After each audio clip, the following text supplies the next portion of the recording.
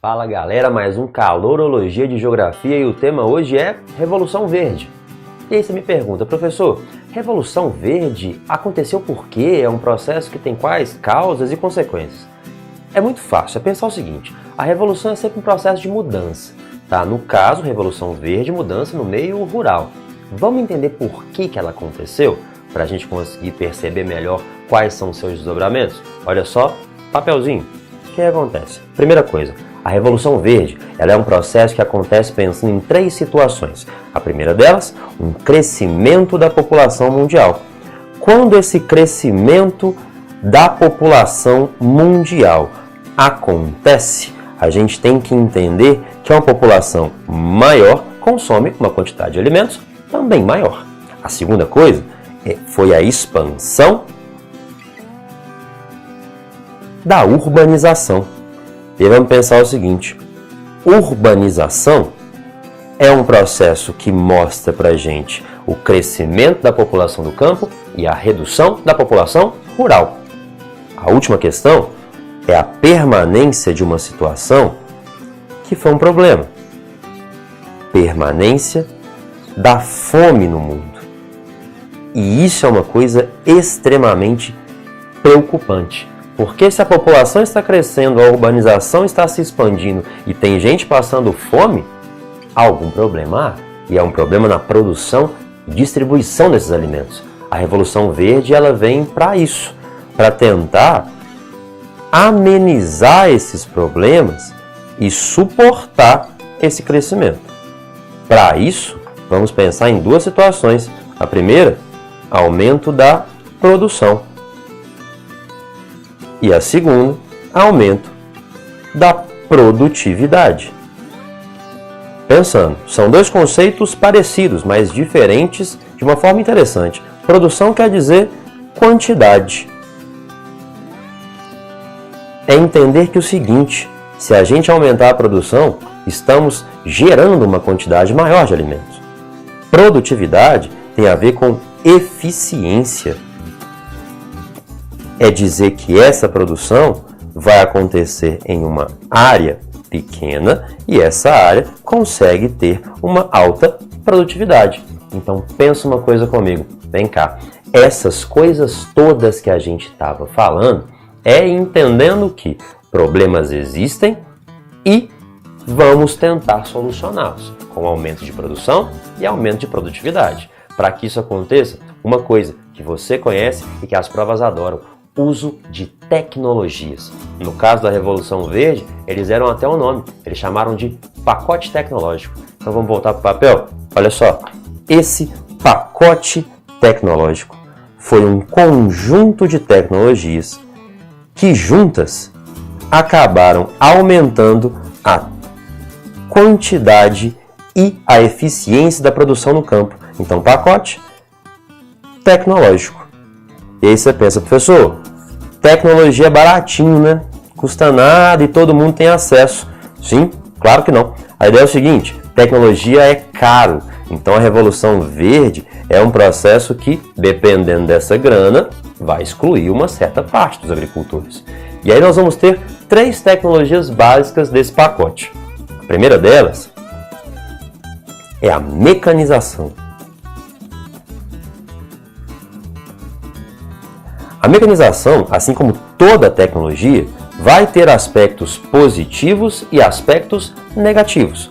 Vamos pegar primeiro os aspectos positivos.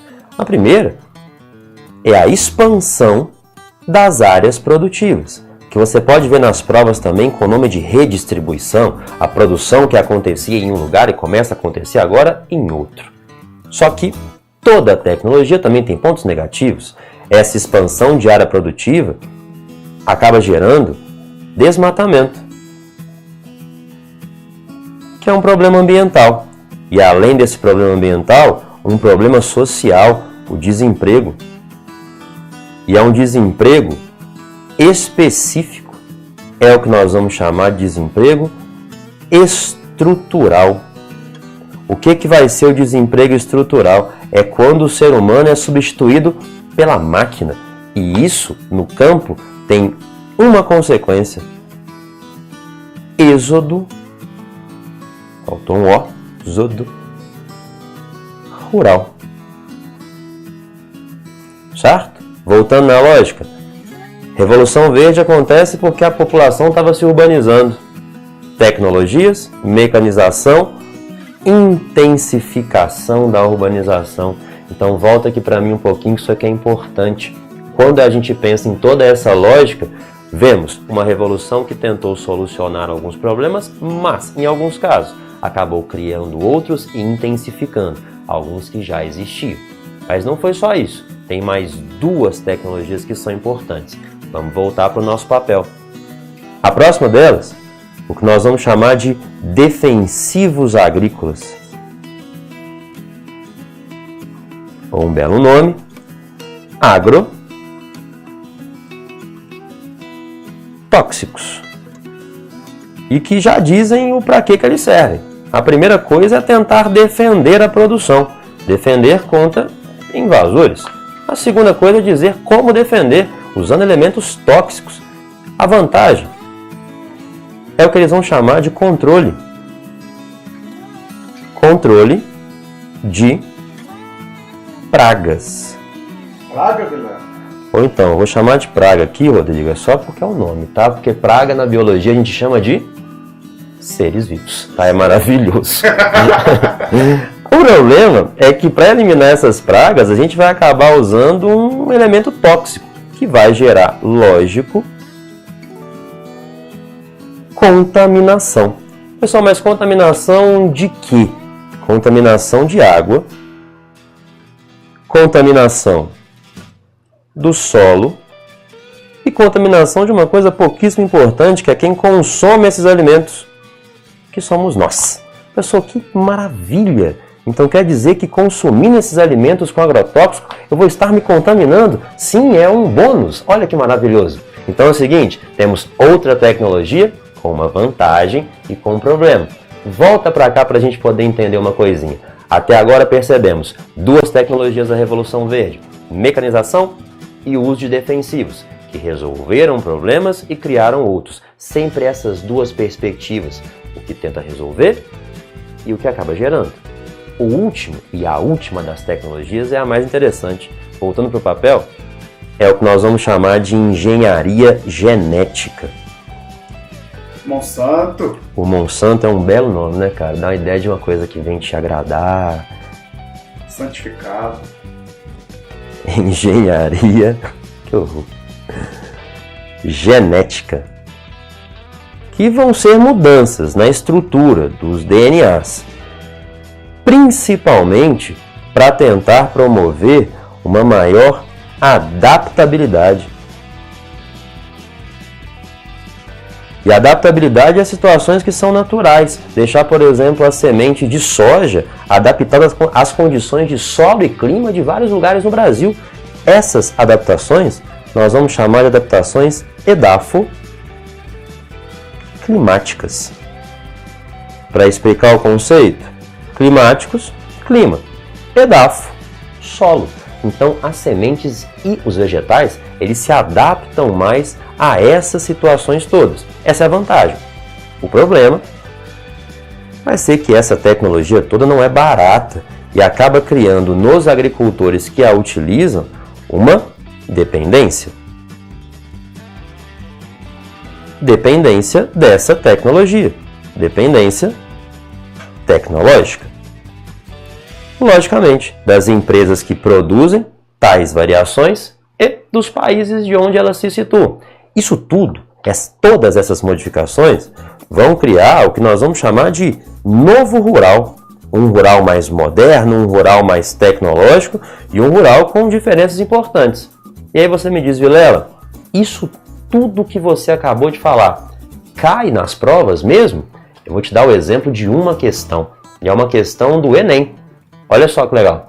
Essa questão ela é uma coisa que fala sobre a mudança da música sertaneja com um cantor famoso, Renato Teixeira. Ele disse que o que mudou não foi a música sertaneja, o que mudou primeiro foi o campo. Com essa mudança do campo, a música das pessoas que vieram desse campo também vai mudar. E dá uma olhadinha. A pergunta é o seguinte, a questão cultural indicada no texto ressalta o seguinte aspecto socioeconômico do atual campo brasileiro. Dá uma olhadinha na questão, vê se você consegue resolver. Pausa o vídeo. Pausa o vídeo.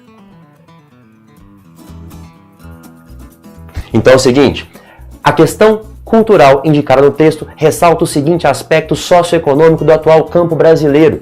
De todas essas alternativas, o campo está mudando. O que a gente está vendo é a expansão do que nós vamos chamar de novas ruralidades.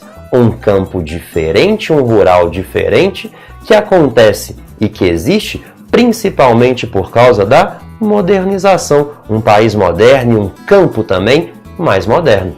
Deu para entender? Então olha só, esse é o finalzinho do nosso vídeo, tá? E com esse finalzinho eu espero que tenha dado tudo certo. Espero que tenha dado para entender um pouquinho de Revolução Verde e espero que vocês tenham gostado. Demorou? Até mais, até a próxima. Tchau, tchau.